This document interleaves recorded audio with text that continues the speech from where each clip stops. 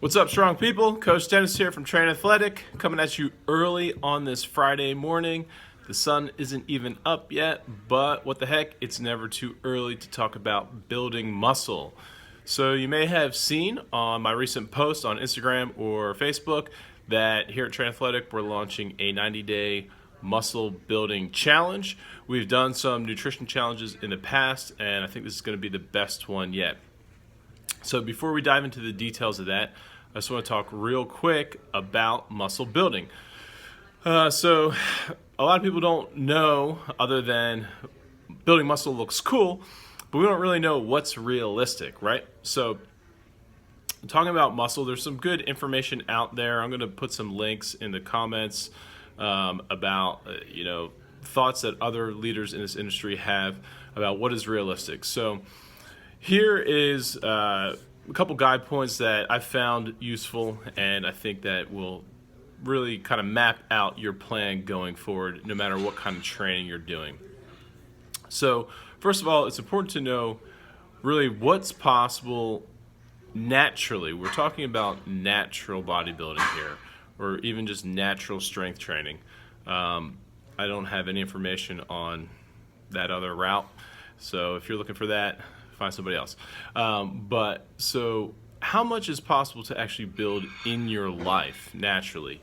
And so what we're talking about here is, assume that somebody has never trained before, right? They've never done resistance training. What's being left on the table? How much muscle could you possibly build from there? So on average, a man probably has about 40 or 50 pounds of muscle they could potentially gain through training if they've never trained before, and that's in their lifetime. So, and this is an important point, because once you achieve that, it'll be really difficult to build muscle beyond. And that's a topic for another day. What do you do when you've achieved your genetic potential? So about 40 to 50 pounds for men, and for women it's about 20 to 25 pounds. Now, if you've been training for some time already, it may be less, because you may have achieved already a decent percentage of that potential muscle gain, right? So we're talking about a 90-day challenge. What's possible? And this is an important point as well, because you're not going to be able to do all those 50 pounds in 90 days, okay? What's more realistic on average for a man or a woman would be probably about 3 to 6 pounds for a man in 90 days, or maybe about 1.5 to 3 pounds for women in 90 days. So it's about a half a pound of muscle per week for men, and about 0.25 for women. That's the upper end. It may be less, and it's really just going to depend on your sensitivity to training, and how disciplined you are with showing up to the gym and eating properly. So beginners can expect, in general, to make quicker gains, right? And in fact, a beginner might be able to build, I was talking men, about 10 to 20 pounds of that, potential 50 in their first year. And every year after that, you become less sensitive to training. It becomes a little bit more difficult to achieve, and also you're getting closer to your genetic potential, so it becomes a little harder and harder to get there. So when we're doing a challenge, a couple things become obviously important. There has to be a man and a woman category, because men have more potential, so we're going to do that. And you might think, well, then there should be a beginner and advanced category, and that's a fair assessment.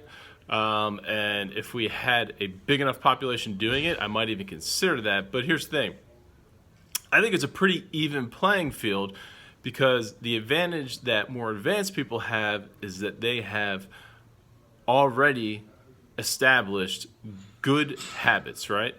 They know how to train, they know how to eat well. So if they're really kind of, putting their best effort into this, they should be able to achieve just as much as a beginner in this 90-day challenge. The biggest part for the beginner is going to be developing the habits, okay? Now, this is important, because our members who are coming here, whether you've just started, if you're doing our core program, our strength power physique program. So you're coming in, you're doing our prescribed workout, and you're eating the Train Athletic way. Then you're doing everything you need to do, right? You do not need to do anything extra. And so that's the cool part about this challenge. It's really just something extra for our members to measure their progress. And that's why I've chosen the muscle building challenge.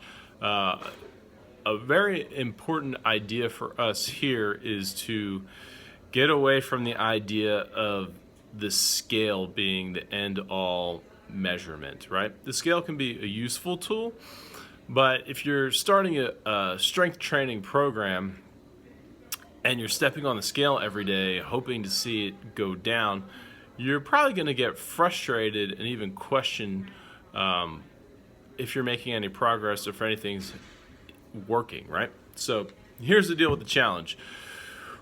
We have a good partner with a good relationship with Supplement Superstore. They have an InBody machine.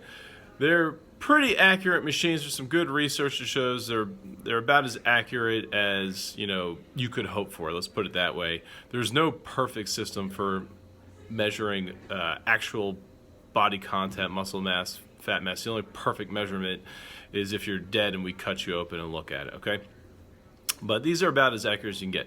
So what I always recommend to people is go get on the InBody and actually get those measurements. See what your body fat percentage is. See what your muscle mass, your weight and muscle is, right?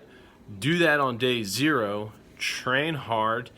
Eat the way we're asking you to eat, and go back periodically once a month or at least every 90 days at the end of a 12-week cycle and see the change. You might see that the scale didn't change much, but you added 3 to 6 pounds of muscle and lost a few percent in body fat, and that's the idea here. So I'll continue to talk about the rules of engagement for the challenge itself. Ultimately, it's simply just who adds the most muscle in their category according to the InBody machine. But in order to claim your prize, I want to see some really good before and after photos. And I think the way to make it fair for potentially people who have been training longer, or if it's reasonable to think that they're at a disadvantage for gaining muscle, we may do a viewer's choice award for the best before and after photo. So I think I want to make that clear. Have a good one, Chris. See ya. All right, we're looking at about 8 minutes of talking here, so I don't want this to be a super long podcast or anything. Just to get you started, I'm going to put in the link a couple of really cool articles and a useful tool to estimate your genetic, your muscular potential based on a couple quick and easy measurements, and that hopefully that will motivate you and give you an idea of what your kind of ultimate body could look like, right? So I'll post that, and let me know what questions you guys have about muscle building, about body composition, about nutrition. I'm going to continue to put these out here during this whole 90-day challenge. And today is not day 1. We're going to open registration. It's going to go till about January 13th registration, then we're going to kick it off pretty shortly after that. But today's day 1 of the content. So what you need to know is 90 days, if you're a guy, you may be able to add up to 6 pounds of muscle mass, lean tissue, and women maybe up to 3 pounds. So that's pretty cool. That's definitely something that you'll be able to see in the mirror. And I think it's the most rewarding route to go when you're measuring results. All right, y'all. You have a wonderful Friday. The sun still isn't up, but that's okay. I'm going to put this out, and yeah, that's it. In strength. Peace.